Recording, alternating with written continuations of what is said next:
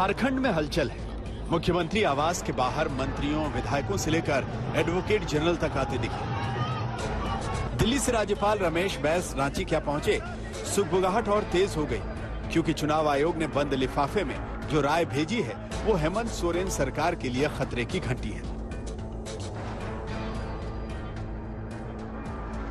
खबर यह है कि चुनाव आयोग ने झारखंड के मुख्यमंत्री हेमंत सोरेन की विधानसभा सदस्यता को रद्द करने की सिफारिश कर दी है। आखिरी फैसला राज्यपाल को लेना है। झारखंड मुक्ति मोर्चा भ्रष्टाचार के दलदल में बनी हुई एक पार्टी है और जो इलेक्शन कमीशन ने जो फैसला किया है, जो आपके माध्यम से पता चल रहा है, भारतीय जनता पार्टी के केस को उसने सही साबित किया है। और सदस्यता हो जाने के बाद मेरा आग्रह होगा मुख्यमंत्री जी से कि अब भ्रष्टाचार की सीमा को समाप्त करिए, जनता की अदालत में चलिए। हालांकि हेमंत सोरेन के दफ्तर से बताया जा रहा है कि उन्हें अभी तक चुनाव आयोग के फैसले की कोई जानकारी नहीं है, लेकिन पता चला है कि हेमंत सोरेन को जन प्रतिनिधि कानून 1951 की धारा 9A के उल्लंघन का दोषी पाया गया है, इसलिए उनकी सदस्यता रद्द होनी चाहिए। लोग ने जो मेमोरेंडम दिया था उसमें 191(9) के तहत इसकी सदस्यता और दीवार, दूसरा पीसी एक्ट महामहिम अविलंब, इस पर पीसी एक्ट केस करके माननीय मुख्यमंत्री पर पीसी एक्ट का भी केस लागू, क्योंकि ये स्वयं अपने भी भ्रष्टाचार किए और अपनी पत्नी श्रीमती कल्पना सोरेन को भी इन्होंने इंडस्ट्रियल एरिया में जमीन देने का काम किया। हालांकि झारखंड मुक्ति मोर्चा ने आरोप लगाया है कि उनकी सरकार गिराने के लिए बीजेपी ने यह सारी साजिश रची है।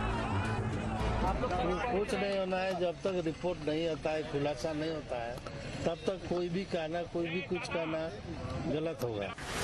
इस बीच झारखंड की सरकार में सहयोगी कांग्रेस पार्टी आरोप लगा रही है कि हेमंत सरकार के खिलाफ वो मामला बनता ही नहीं जिस आरोप में उनकी सदस्यता रद्द की जा रही है।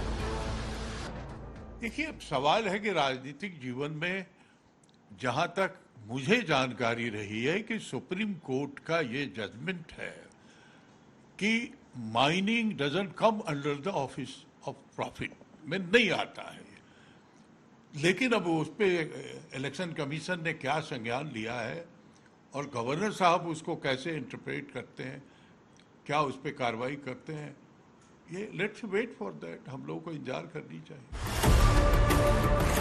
हेमंत सोरेन को रांची जिले के अनगढ़ा ब्लॉक में 0.88 एकड़ जमीन का खनन पट्टा मिला था। दस्तावेजों के मुताबिक 28 मई 2021 को हेमंत सोरेन ने आवेदन दिया और 15 जून 2021 को उन्हें मंजूरी मिल गई थी। इसके बाद 9 सितंबर को पर्यावरण विभाग से मंजूरी मांगी गई, जो 22 सितंबर को मिल गई।